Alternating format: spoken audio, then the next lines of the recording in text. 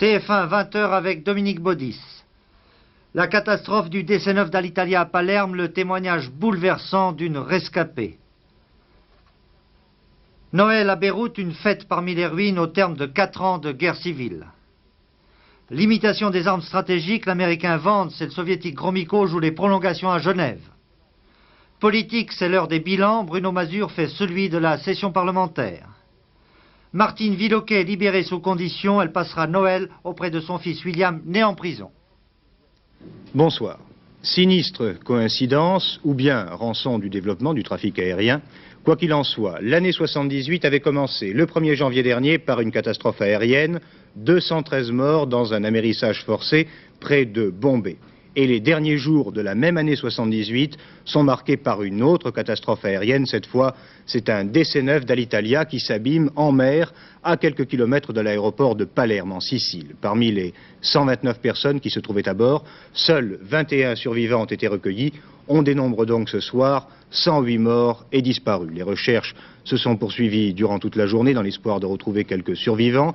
Et puis les enquêteurs se penchent sur les raisons de l'accident. Certes, l'aéroport de Palerme était réputé dangereux, mais jusqu'à présent, les causes directes de la catastrophe n'ont pas été élucidées. Les dernières précisions avec notre correspondant en Italie, Claude Brovelli. Ça devait arriver et la fatalité n'explique pas tout. L'aéroport de Palerme, le plus dangereux d'Italie, l'un des plus dangereux du monde, n'avait pas été modernisé depuis la dernière catastrophe en 1972. En fait, par manque d'équipement, il est généralement fermé la nuit au trafic. Et à cet égard, le vol de cette nuit qui devait arriver de Rome à 1h du matin était tout à fait exceptionnel. Les 21 survivants ont eu la chance d'être assis au milieu de l'avion, là où il s'est disloqué en s'abattant sur la mer et d'être ainsi éjectés.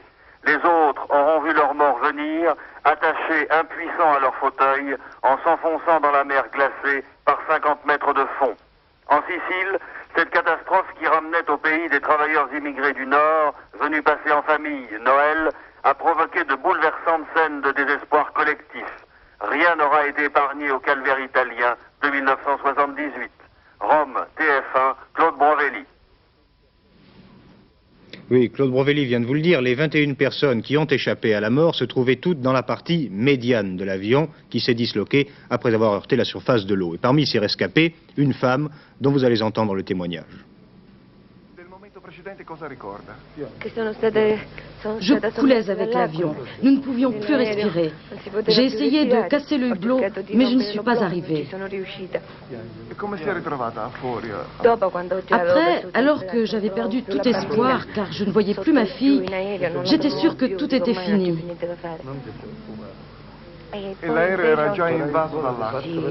Tout s'est passé tellement vite.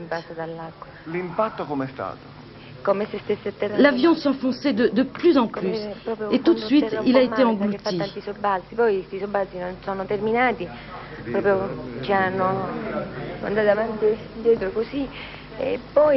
J'étais complètement désespérée.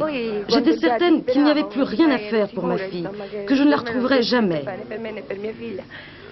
Alors j'ai été happée par je ne sais quoi. Mais une fois sortie de l'avion, j'ai continué de la chercher et je ne la trouvais toujours pas. J'ai eu envie de mourir. Et puis je l'ai appelée encore. Et enfin, elle m'a répondu. Alors cela m'a donné l'envie et la force d'en sortir.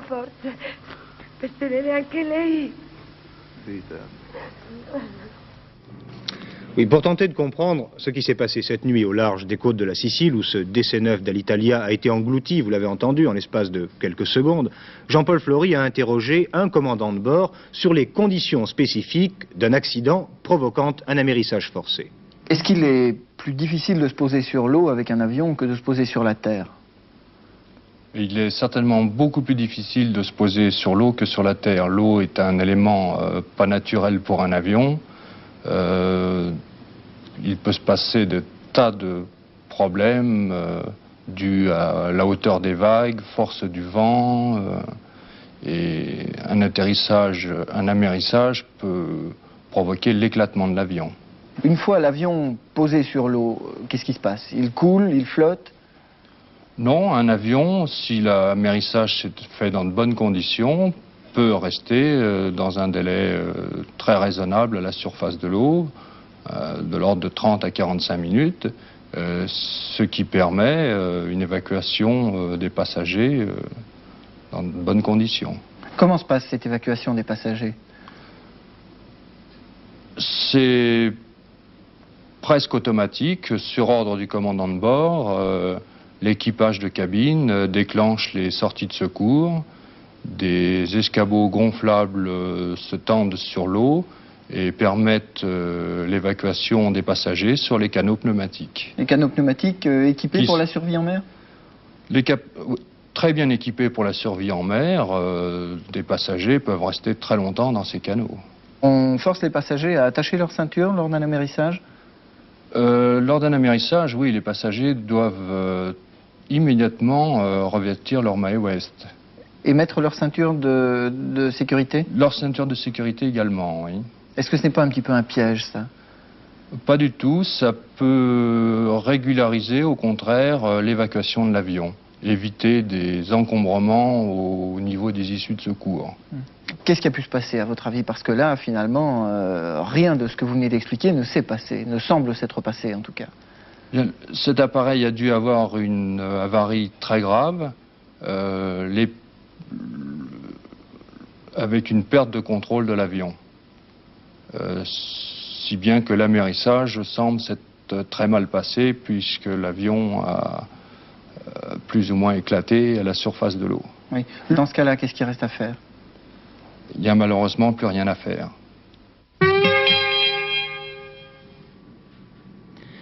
Cette affiche que vous découvrez sur votre écran, le Liban vous dit Joyeux Noël quand même, cette affiche est sans doute à l'image de l'état d'esprit des Libanais en cette veille de fête. Amertume et espoir étroitement mêlés. Chrétiens ou musulmans, les Libanais s'apprêtent à vivre leur 4e Noël de guerre civile. 4 années d'hostilité, entrecoupées de trêves aussi fragiles que brèves, un pays martyrisé, déchiré, un peuple qui s'efforce de survivre, partagé entre l'espoir et la résignation. Alors, le Liban, à la veille de Noël, vu par Guy Sartoulin.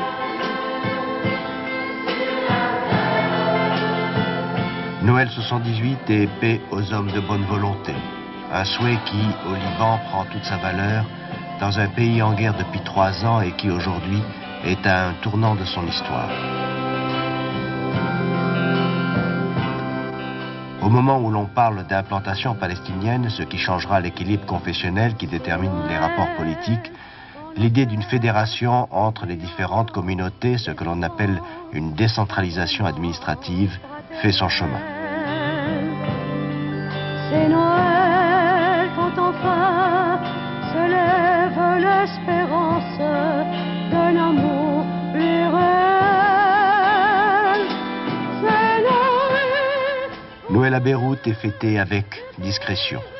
Le souvenir des récents bombardements qui pendant plusieurs semaines se sont abattus sur les chrétiens, tuant hommes, femmes, enfants et détruisant les maisons, est encore trop présent dans les mémoires pour que cet anniversaire de la naissance du Christ soit un jour de joie et de liesse.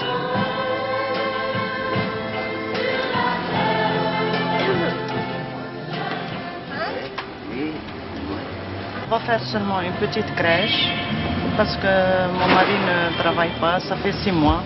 Alors on fera une petite crèche, on ira à la messe comme d'habitude pour le jour de Noël, c'est tout. Et les jouets? Les jouets, il n'y a pas d'argent, c'est pour porter des jouets aux enfants. Alors on passera comme ça.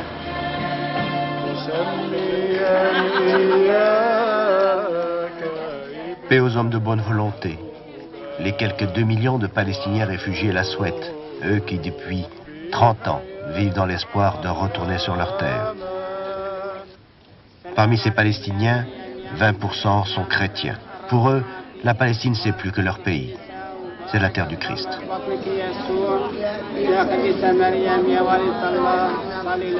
Beaucoup de leaders palestiniens sont chrétiens et la plupart ont des positions politiques extrêmes, rêvant d'un pays où tous les hommes, qu'ils soient musulmans, juifs ou chrétiens, puissent vivre en harmonie et accéder aux postes de responsabilité politique qu'ils méritent, quelle qu'en soit leur religion. Dans ces camps palestiniens, le Père Noël sera pauvre cette année. Il ne leur laissera qu'un projet d'implantation dans des pays étrangers, loin de Jérusalem, la terre promise.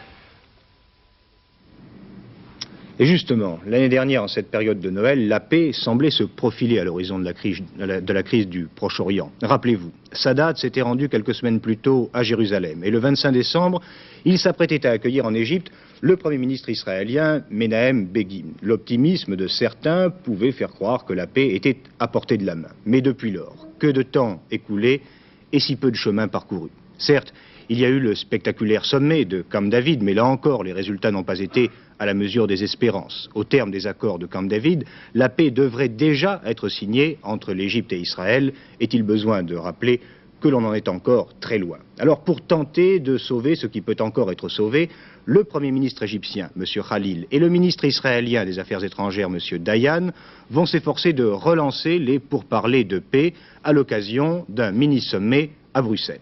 Et Cyrus Vance, le chef de la diplomatie américaine, participera dès demain à cette réunion dans la capitale belge. Cyrus Vance, qui vient de quitter Genève, où il a négocié âprement avec son homologue soviétique, M. Gromyko. Là encore, il était question de paix, puisqu'il s'agissait des accords SALT, ces fameux accords sur la limitation des armements nucléaires. On avait espéré la conclusion d'un accord pour ce soir, et là aussi l'espérance a été déçue. Les deux hommes se sont heurtés à des difficultés de dernière minute. Jacqueline Dubois. Oui, pour le moment, c'est un échec. On vient de l'apprendre à l'instant. Cyrus Vance et André Gromyko viennent de se séparer. Et pourtant, ces deux hommes ont tout fait pour pouvoir aboutir à un accord. Ces SALT piétinent depuis 6 ans. Signé en 1972, il prévoyait l'arrêt presque total de la course aux armements stratégiques de l'Union soviétique et des États-Unis. Mais ni le Kremlin, ni la Maison-Blanche n'ont respecté l'accord. Les Américains ont bien abandonné la fabrication du bombardier stratégique B-1, mais ils ont mis au point une arme terrible, le Cruise Missile, avion sans pilote à longue portée, volant à basse altitude et échappant ainsi à toute détection. Les Soviétiques, de leur côté, ont fabriqué un bombardier redoutable, le Backfire, capable d'atteindre les États-Unis s'il est ravitaillé en vol. Une bonne partie de la controverse soviéto-américaine concernant la limitation des armements stratégiques porte depuis 2 ans sur les Backfire et les Cruise. Aujourd'hui, il faut espérer que les négociations reprendront prochainement. Si demain ce traité est signé, il établira non seulement une parité numérique des arsenaux stratégiques nucléaires des deux superpuissances, il consacrera aussi une réduction de leurs forces. Et il est convenu qu'un sommet Brejnev-Carter suivra la signature de ce traité.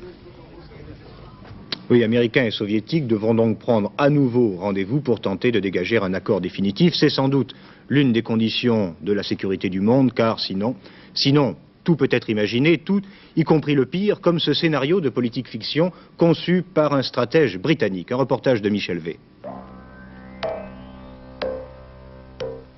La Troisième Guerre mondiale commence au début de l'été 1985 en Yougoslavie. Le pays s'est rapproché du camp occidental après la mort de Tito. Les Soviétiques réagissent rapidement. Le 27 juillet 1985, une division de parachutistes soviétiques s'empare de Belgrade.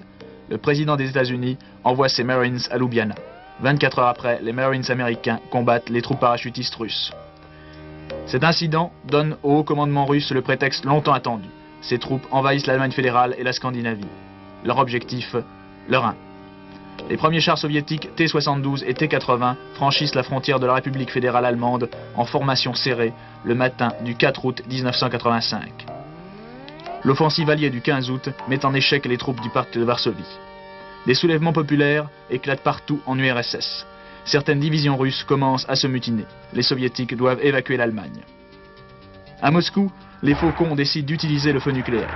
Le matin du 20 août, un missile SS-17 explose au centre de Birmingham en Grande-Bretagne. 300 000 personnes meurent en quelques minutes. Quelques heures plus tard, 2 missiles américains anéantissent Minsk en URSS. La peur de la guerre nucléaire totale déclenche une révolte des nationalités en URSS qui porte un coup fatal au système soviétique. La Troisième Guerre mondiale a duré moins de 3 semaines.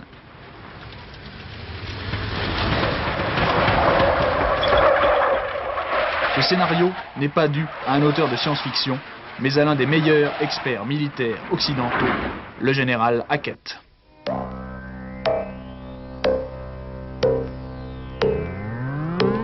Le général Hackett, ancien commandant de l'armée britannique du Rhin, nous dit pourquoi il a écrit le livre publié à Londres sous le titre « La Troisième Guerre mondiale, août 85 ». Ce n'est pas une prévision, pas du tout. Je ne suis pas prophète, mais je suis sûr que si dans nos pays de l'Ouest, de l'Alliance Atlantique, nous ne faisons beaucoup mieux que nous ne faisons à présent pour notre défense, que dans un tel cas, notre État serait très très difficile. Tout le monde n'est pas du même avis. Les responsables politiques de l'OTAN pensent que le général Hackett surestime le potentiel de l'armée rouge. En tout cas, on ne pourra pas accuser le général Hackett de manquer d'humour. Interrogé sur le point de savoir pourquoi il avait choisi Birmingham comme objectif de la bombe atomique russe, il a répondu « Je n'ai jamais aimé Birmingham ». Martin Villocquet, qui avait été condamné en mars 1977 à 2 peines de 5 ans de réclusion, vient de bénéficier d'une mesure de libération conditionnelle. La chancellerie considère que Martin Villocquet a donné des gages de bonne réinsertion sociale. Et la chancellerie a fait savoir qu'il ne s'agissait pas d'une grâce ou d'une remise de peine, mais d'une mesure de clémence destinée à permettre à Martin Villocquet de passer les fêtes de fin d'année auprès de son fils. L'avocat de Martin Villocquet, maître Jurami, a qualifié cette mesure de geste humanitaire. Il y voit un acte de politique pénitentiaire raisonnable et avancé. Vengeance aveugle et tragique à Rouen. Serge Duval, âgé de 34 ans, a poignardé mortellement son avocat, maître Jean Mars. Serge Duval, l'ancien client de la victime, reprochait à son avocat de n'avoir pas obtenu la garde de ses enfants. D'après certaines informations, le meurtrier ne serait pas en possession de toutes ses facultés mentales. Passée la période des fêtes, les parlementaires vont se remettre au travail. La session extraordinaire du Parlement va en effet se prolonger dans les premiers jours de janvier. Députés et sénateurs examineront donc au début de l'année prochaine le projet de loi relatif à l'aide aux travailleurs privés d'emploi. Et depuis le début du mois d'octobre, on a déjà compté très exactement 406 heures de séance à l'Assemblée nationale, 600 au Sénat et plus de 4000 amendements ont été discutés. Et comme chaque fois, à la fin d'une session parlementaire, députés et sénateurs se plaignent amèrement des méthodes et du rythme de travail qui leur interdisent, disent-ils, un examen approfondi des textes législatifs. Par exemple, pour le président du Sénat, M. Poher, la cote d'alerte est atteinte et il faudrait allonger la durée des sessions. Alors le bilan de cette session, justement, avec Bruno Mazur. Le plat de résistance de cette session était bien évidemment le vote du budget 79, qui a occupé les députés pendant 210 heures et les sénateurs 170. 472 milliards de dépenses, un déficit de 15 milliards. Ce débat rituel, les parlementaires ne peuvent guère modifier les propositions du gouvernement, a été aussi fastidieux qu'à l'ordinaire. Il a tout de même donné lieu à quelques échanges intéressants. Par exemple, lors du vote du budget de la justice, un mini-débat s'est engagé sur la peine de mort. Le véritable débat devrait en principe avoir lieu au printemps. Le RPR a grogné devant les projets de Jean-Pierre Soisson en matière d'éducation physique. Le vote du budget d'éducation a été accompagné d'importantes manifestations d'enseignants et de parents d'élèves. Et le RPR Jacques Marette a refusé de rapporter le budget des affaires étrangères pour protester contre les déclarations de Louis de Guiringaud sur le Liban. 41 lois ont été votées par l'Assemblée et le Sénat portant sur les sujets les plus variés, de la réglementation de la publicité dans les rues au statut de Wallis et Futuna, en passant par le prix de l'eau ou des loyers ou la retraite des avocats. Les parlementaires ont également beaucoup travaillé sur des textes très complexes concernant les finances locales, le rapport d'adaptation du 7e plan ou la réforme de l'exécution des peines, l'instauration d'un régime de sûreté et la restriction des permissions de sortir. Dans une conjoncture économique difficile, les parlementaires ont ouvert d'importants dossiers sociaux et financiers. L'occasion pour un grand nombre de députés RPR de manifester leurs réserves, voire leurs critiques, sur la politique économique de Raymond Barre, même s'ils approuvaient finalement les projets du gouvernement. Par exemple, lors du vote sur le plan de sauvetage de la sidérurgie. Députés et sénateurs ont également discuté un grand nombre de textes sur l'emploi, la réforme de l'indemnisation du chômage ou encore les 50 heures hebdomadaires maximum. Enfin, un grand nombre de débats ont été organisés au Palais Bourbon ou au Palais du Luxembourg sans vote, sur la politique agricole, la catastrophe de la Moco-Cadix, le Liban et surtout l'Europe et le problème de l'élargissement de la communauté. Ce dossier européen a provoqué la seule véritable surprise de cette session. Par 2 fois, en effet, l'UDF a été isolé. La première fois, le RPR a ajouté ses voix à celles de la gauche sur un texte proposant l'harmonisation de la TVA dans les pays européens. Après les explications rassurantes du Premier ministre, le RPR a rapporté son vote. La deuxième fois, le RPR a récidivé en votant avec le PC un texte interdisant le financement de la prochaine campagne européenne sur des fonds d'origine communautaire. Mais comme le Sénat a refusé d'examiner ce texte ne sera finalement pas voté. Pas de surprise par contre lors de la discussion de la motion de censure proposée par le PS, 199 voix seulement pour l'ensemble de la gauche. La prochaine session risque d'être beaucoup plus agitée juste après les cantonales et pendant la campagne européenne, mais Jacques Chirac a promis que le RPR maintiendrait la trêve avec le gouvernement. Saviez-vous que cette année, 2544 équipes de football se sont engagées dans la Coupe de France? Il n'en reste déjà plus que 128 en lice et elles s'affrontent durant ce week-end pour le 7e tour de cette Coupe de France. C'est à ce stade de la compétition que les équipes de 2e division entrent en lice. Et c'est aussi le début de la grande aventure pour les 5 qualifiés des ligues d'outre-mer. L'un de ces clubs, représentant la Guadeloupe, jouait cet après-midi dans la région parisienne. Un reportage de Georges Dominique. 14 000 km aller-retour pour jouer seulement 90 minutes au football. C'est ce qui arrive actuellement aux footballeurs de la Gauloise Basse-Terre, représentants de la Guadeloupe dans la Coupe de France. Les Guadeloupéens qui affrontent aujourd'hui l'équipe parisienne de Poissy. Vous avez 17 ans, vous êtes le plus jeune de la Gauloise. Vous suivez beaucoup d'équipes en métropole? Oui, bien sûr. Particulièrement Strasbourg. Et quels sont vos joueurs préférés? En métropole, Batney, Platini. Il fait combien actuellement, point de vue degré, en Guadeloupe? Et aux alentours de 30 degrés. Vous allez vraiment entrer avec un moral de vainqueur? Et la Gauloise a pour habitude de toujours se présenter en vainqueur. Ça ne veut pas dire qu'on va gagner à tous les coups. Les Guadeloupéens eurent quelques angoisses en début de match. Il faisait 5 degrés sous zéro cet après-midi à Saint-Ouen, mais les Rouges s'y accoutumèrent bien vite. Et juste avant la mi-temps, le miracle se produisit. Un tir superbe d'un certain Carrière, les Guadeloupéens mènent 1-0. Dans les tribunes, Tam Tam et Punch vont être à l'honneur. Joie partagée aux Antilles où la radio retransmet la partie intégralement. Peut-être en retrait pour la Carrière, cela conduit très bien.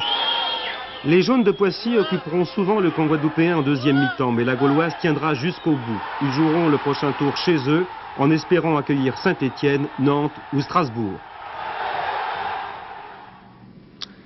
Le temps demain. Il sera froid sur le nord, le nord-est, le Jura et la Savoie. On enregistrera des gelées de -2 à -4. Ailleurs, il pleuvra, à l'exception des côtes méditerranéennes. Au-delà de 1000 mètres en montagne, on prévoit des chutes de neige. Et ajoutons que la nuit de Noël devrait être assez douce, mais attendez-vous cependant à du vent et à des chutes de pluie. Comment devient-on restaurateur d'œuvres d'art? Jusqu'à présent, en France, les choses se passaient de façon quelque peu empirique. Les restaurateurs apprenaient leur métier à l'étranger ou bien tout simplement sur le tas en se faisant la main jusqu'à ce qu'ils aient acquis l'expérience nécessaire. Mais désormais, la France dispose d'un centre de formation des restaurateurs d'œuvres d'art, comme c'était d'ailleurs déjà le cas chez la plupart de nos voisins européens. Ce centre vient d'être inauguré par Jean-Philippe Leca, ministre de la Culture et de la Communication, dans l'ancien atelier des Gobelins. Un reportage de Christiane Delacroix. C'est la racine. À un moment où l'érosion matérielle de notre patrimoine artistique ne peut que s'aggraver sérieusement, il était urgent que soit créé cet institut français apte à former des restaurateurs de très haut niveau. Et ensuite, vous voyez, vous les soulevez et vous voyez bien toute la journée comment elle était. Ils seront les médecins des grandes œuvres d'art, dont certaines se découpent, se fissurent, s'effacent ou se cloquent. Il leur appartiendra donc de les nettoyer, de les retoucher, de leur redonner leur beauté première, sans leur faire courir aucun risque. Sur 120 candidats sélectionnés selon des tests d'aptitude, 20 ont été admis au concours d'entrée. Tous bénéficient d'une bourse, moyenne d'âge 20 à 35 ans. En 4 ans, ils doivent acquérir ici une solide formation scientifique dans la connaissance des techniques anciennes comme dans celle des techniques de pointe, avec toute la prudence qu'exige l'application de produits de synthèse à la préservation des grandes collections publiques. 5 ateliers sont ouverts, peinture, sculpture, mobilier, céramique et technique des matériaux.